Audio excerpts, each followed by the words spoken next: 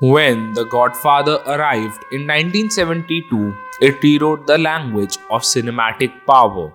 It wasn't just a mafia story, it was a new blueprint for how films could look, sound, and breathe. The quiet menace, the dimly lit rooms, the philosophy of power whispered instead of shouted.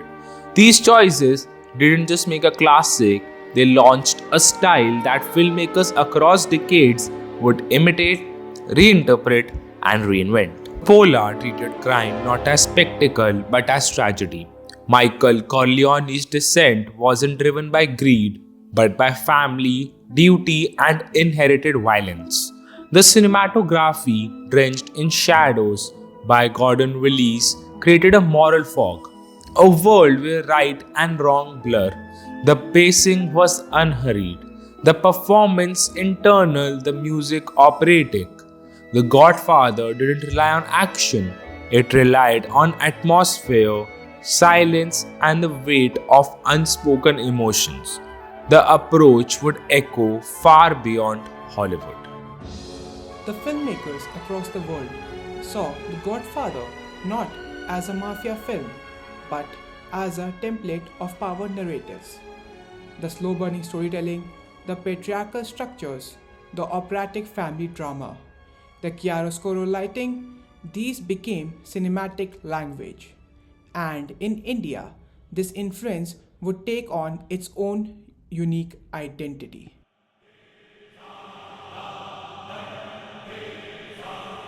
Ram Gopal Varma's Sarkar is the most direct Indian influence of The Godfather, not because it copies the plot, but because it borrows the grammar of power. Subhash Nagre, like Vito Corleone, commands the room not through volume but through silence. The dimly lit interiors, the family politics, the sun rising to power, the moral ambiguity all carry Francis Ford Coppola's fingerprints. Even the framing, faces half in shadow, tension building through stillness, feels like a Mumbai set extension of the Corleone world. It's the Godfather translated into the Indian political underworld.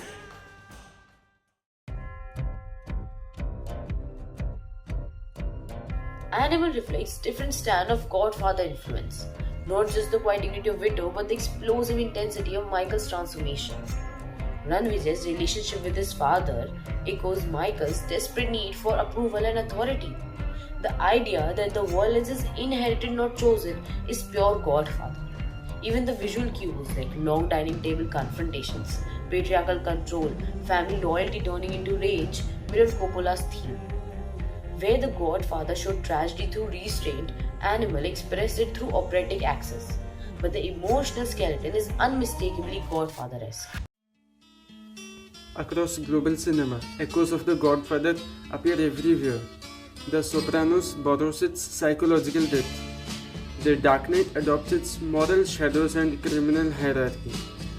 Gangs of Wasseypur transforms the family crime saga into an Indian epic. Even directors like Scorsese and Nolan carry the film's influence in their use of silence, slow tension, and protagonists. The Godfather's legacy isn't just genre-based, it's cultural, aesthetic, and philosophical. So, why do filmmakers keep returning to The Godfather? Because it understands power better than any film before or after it. It teaches that violence isn't exciting, it's inevitable. That family can both protect and destroy. And that the most terrifying decisions are often whispered, not shouted. Every movie that explores fathers and sons, moral decay, the price of loyalty, or the politics of family owes something to Coppola's vision.